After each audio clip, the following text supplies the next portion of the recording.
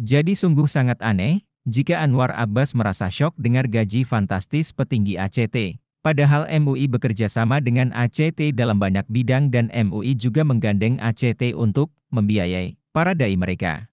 Anwar Abbas mau cuci tangan terkait benang merah antara MUI dengan ACT?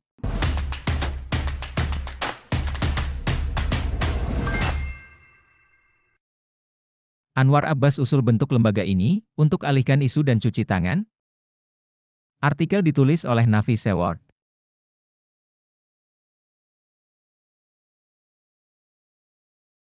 Semalam, penulis membaca di grup WhatsApp tentang Anwar Abbas yang mengusulkan untuk membentuk lembaga baru. Dia mengusulkan kepada pemerintah, ataupun kepada masyarakat, untuk membentuk sebuah lembaga khusus untuk memerangi Islamfobia dengan alasan Islamofobia juga sudah mulai muncul di Indonesia. Hal ini, Islamofobia, harus dihapus dan dihilangkan di negeri ini. Kalau PBB sudah mendeklarasikan tanggal 15 Maret sebagai Hari Anti-Islamofobia, maka di negeri ini sudah waktunya pula dibentuk oleh pemerintah atau oleh masyarakat sendiri. Sebuah kantor atau badan dan lembaga khusus untuk memerangi Islamofobia, ujar Anwar. Sudahlah Anwar Abbas, rakyat sudah muak dengan ocehan Anda. Setelah puluhan tahun, baru sekarang Anwar Abbas meminta ini, aneh bukan? Usulan Anwar Abbas ini muncul seiring dengan penyelidikan lembaga ACT yang boroknya sudah terbongkar ke publik. Apalagi, pihak kepolisian juga sudah menemukan 2 unsur pidana di lembaga ACT. Apakah ini sebuah kebetulan?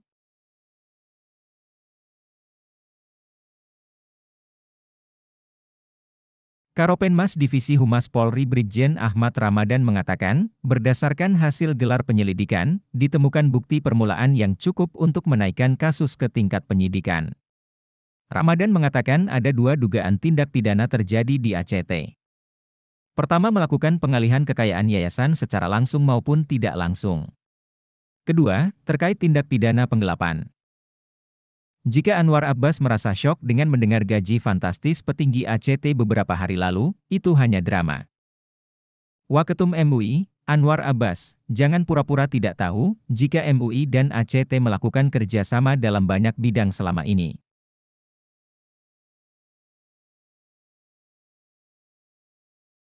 Anwar Abbas juga jangan pura-pura tidak tahu bahwa MUI pernah menggandeng ACT untuk meluncurkan Gerakan Nasional Sejahterakan Dai Indonesia pada September 2021 lalu yang dimuat dalam situs resmi MUI sendiri.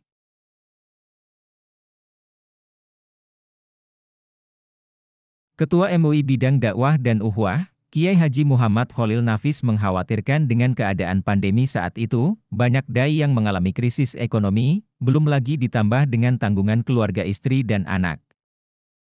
Jadi, berapa banyak uang donasi yang diterima oleh ACT, lalu diberikan kepada para dai di bawah MUI terkait program tersebut? Secara tidak langsung, uang donasi yang diterima oleh ACT juga dinikmati oleh para dai MUI. Meskipun berita tersebut sekarang tidak bisa dilihat di situs MUI, entah sengaja dihapus untuk menghilangkan jejak hubungan antara MUI dengan ACT, tapi jejak digitalnya masih bisa dilihat jelas berikut ini.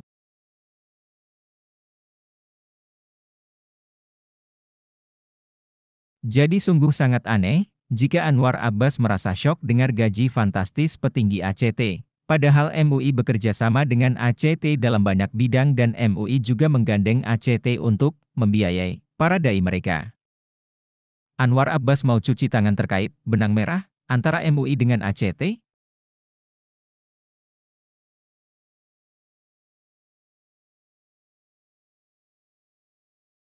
Anwar Abbas sengaja mengusulkan untuk membentuk lembaga baru sebagai pengalihan isu. Jika lembaga resmi ACT saja terjadi tindakan penyelewengan dana umat, lalu bagaimana pengumpulan dana umat yang dilakukan oleh perorangan atau lembaga lain? Apa kabar donasi kapal selam yang diusulkan oleh Abdul Somad tahun 2021 lalu?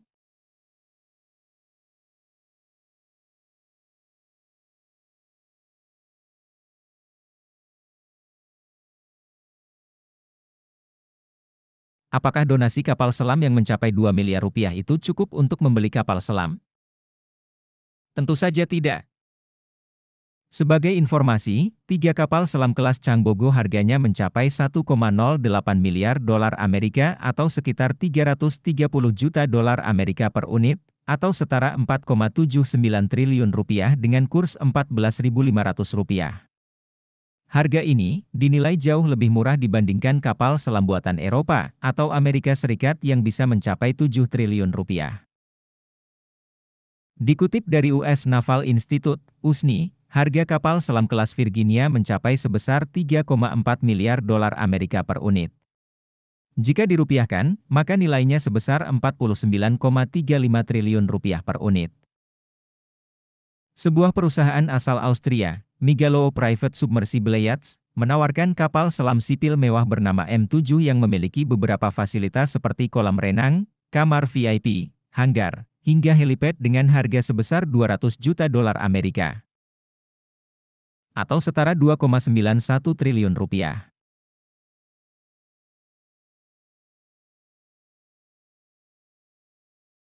Lalu, bagaimana dengan nasib uang hasil donasi kapal selam yang mencapai 2 miliar rupiah tersebut? Rakyat berhak tahu kemana alokasi uang tersebut. Jika Presiden ACT Ibnu Hajar mengakui bahwa mereka bukan lembaga zakat, sehingga mereka boleh mengambil 13,5% atau lebih untuk dana operasionalnya, lalu bagaimana dengan lembaga amil zakat nasional milik AAGIM? Yang mengumpulkan dana umat dengan dalih bantuan kemanusiaan ke Palestina, Somalia, Myanmar dan Suriah, tetapi malah menggunakan simbol bendera pemberontak Suriah saat mereka melakukan konferensi pers.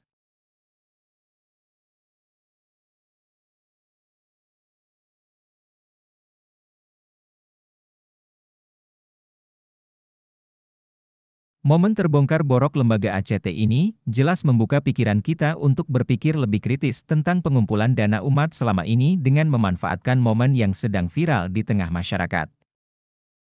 Momen ini juga membuat kita semakin kritis tentang MUI, di mana Anwar Abbas berada di dalamnya selama puluhan tahun. Ada yang tahu berapa banyak uang hasil sertifikat halal oleh MUI selama puluhan tahun? Yang lucunya, uang hasil sertifikat halal oleh MUI selama puluhan tahun tersebut tidak bisa diaudit.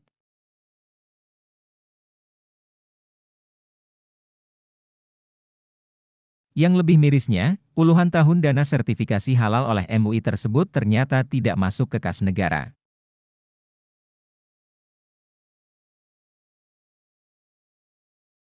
Jika pada tahun 2016, dana sertifikat halal oleh MUI bisa mencapai 240 triliun rupiah, lalu berapa banyak uang hasil sertifikat halal di tahun sebelumnya?